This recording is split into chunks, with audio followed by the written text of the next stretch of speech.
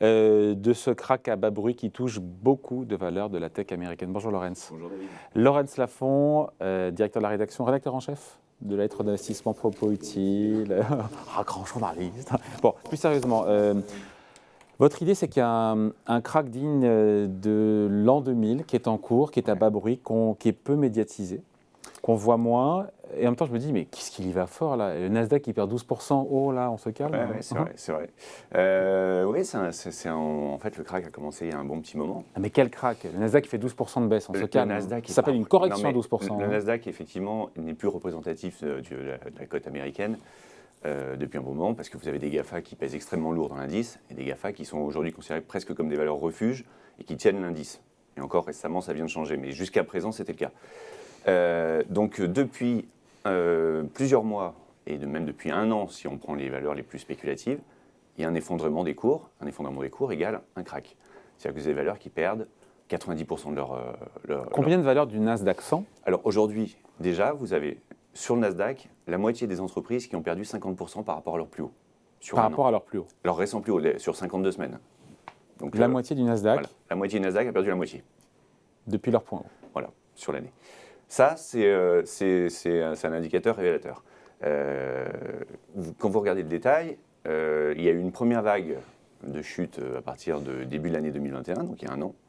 Et vous avez depuis novembre, quand la Fed a dit bon, je me suis gouré, je vais monter les taux, on s'est gouré sur l'inflation. Transitoire, c'est pas le bon mot, quoi. Ça a changé la donne, on est passé du QE, qui est le easing, quantitative easing, au QT, le tightening. On resserre, tightening. Ah, tightening. C'est en anglais. Ouais, of course. Et donc ça a changé la donne. Vous aviez des entreprises qui étaient valorisées 40, 50 fois, 60 fois leur vente. Je ne parle pas de leur profit. Ça marche quand il y a une exubérance, quand la liquidité émise par la Fed abonde les marchés. Lorsque la Fed dit je change la donne et je suis même peut-être en train de paniquer, ça change complètement la donne. Quelles sont, encore une fois, ces valeurs qui ont été les plus touchées? Les 50% du Nasdaq qui ont perdu la moitié, en fait, qu'est-ce qu'elles ont en commun? Vous savez, il y a un effet domino. Les premières qui tombent sont les plus faibles. Ah ouais. Exactement. C'est assez darwinien, ça, comme truc. Hein. C'est assez darwinien, oui. Donc, ce qui a été plus faible, c'est ce qui a été le plus bidon, on va dire. C'était les SPAC. Les SPAC, vous en avez entendu parler en 2020, en 2021. Il y a eu énormément de sociétés qui ont été introduites sur rien, en disant j'ai un projet, je vais racheter quelqu'un, j'ai besoin, donnez-moi de l'argent et on va voir. Et on fera des belles acquisitions. Ouais, et ce sera génial. Ouais. Donc ça, c'est SPAC. Si vous regardez les cours, la référence c'est $10. Donc beaucoup sont montés à 20, 30, $40. Ouais. Aujourd'hui, ça végète dans 4-5 $. Je vais vous donner 3 exemples rapides. Skills, qui est dans les jeux mobiles. Skills, ça a valu 20 milliards. 20 milliards, c'est une belle société du CAC 40 quand même. Aujourd'hui, ça en vaut 2. Ça, c'est totalement effondré, divisé par 10. Clover Health, c'était une société dans les soins en temps réel. Ça a valu 10 milliards, ça en vaut 1. C'était des SPAC, tout ça? Tout ça, c'est du SPAC. Ouais. Virgin Galactic, de Richard Branson, vous savez, qui envoie tout le monde dans l'espace. Enfin, tout le monde, tous ceux qui ont les moyens. Oui, c'est ça. C'est proposé à tout le monde, après, c'est à vous d'avoir les moyens. Effectivement, les gens qui en ont le moyen, c'est pas énorme. Le carnet de commandes est beau, mais par rapport à la valorisation, c'était ridicule. C'est pareil, ça a été divisé par 8. Tout ça se dégonfle. Ensuite, vous avez eu les mêmes stocks. Eh bien, en temps, c'est sain tout ça. Bien sûr, c'est un assainissement. De ma façon, un crack, c'est quoi? C'est un assainissement de la cote. Hein. Les mêmes stocks, vous vous en souvenez des mêmes stocks, les GameStop, les AMC, que les gens faisaient monter parce que sur les réseaux sociaux, tout le monde en parlait. On se dit, tiens, on va faire monter cette valeur-là. Il n'y a pas de fondamentaux qui qui justifient ce mouvement. Tout ça, c'est en train d'être divisé. Mais c'est des chutes qu'on a vues en 2000, en 1 an et demi, qui se font en 3 mois. Bon, c'est pas le bon grain de livret, en même temps, c'est une bonne chose. C'est exactement ça. Sauf que là, on arrive au stade où on attaque le dur. C'est-à-dire que vous avez des valeurs qui ont quand même des perspectives. C'est la valorisation qui chute, c'est pas les perspectives de société. Elles n'ont pas vraiment évolué sur certaines dans les logiciels. Je vous donne plutôt des secteurs. Ouais. Vous avez dans le cloud, dans la cybersécurité, dans les logiciels, même dans les voitures électriques. Vous avez des bonnes perspectives, mais elles étaient anticipées sur les 20 prochaines années. C'était dans les cours, dans des proportions inimaginables. Ouais. Et même aujourd'hui, on parlait des GAFA tout à l'heure, vous avez des GAFA qui commencent à céder. Amazon a cédé 20% depuis le pic de novembre à peu près, je pense. Et donc cette résistance des GAFA qui a permis aux indices de tenir aujourd'hui, ça a masqué le crack. Oui, vous avez un crack sur la tech américaine. C'est pour ça que c'est plus comme 2000 que 2007 où il y avait un vrai problème financier, un déséquilibre. C'est une pure spéculation qui se dégonfle. Ça va permettre, comme vous le dites, d'écrémer, d'assainir.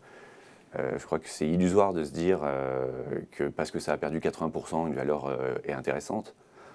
Effectivement, il y a beaucoup de sociétés qui n'ont pas d'avenir, qui ont profité de cette spéculation pour lever des fonds.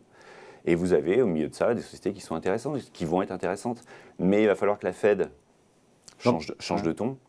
Ouais. Et en réponse, évidemment, ce soir, on en parlera largement demain sur Boursorama, savoir si la Fed compte, jusqu'où elle compte accélérer le mouvement. C'est ça, c'est que pour l'instant, ils sont assez offensifs.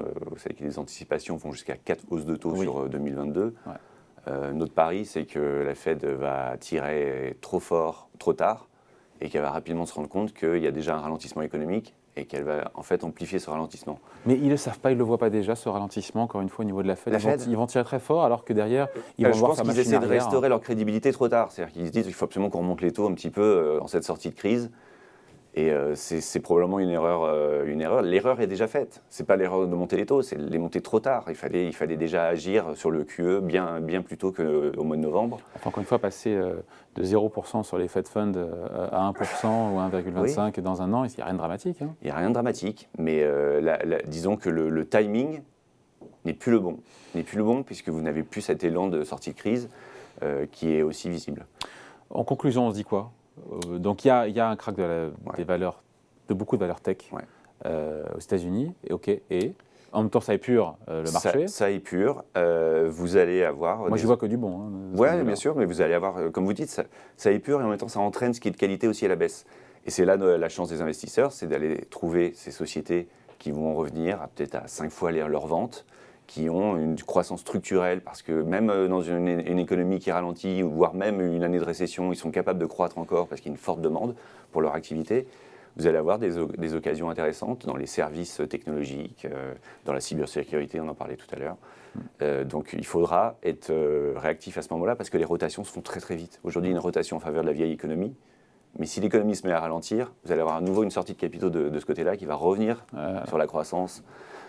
C'est très rapide.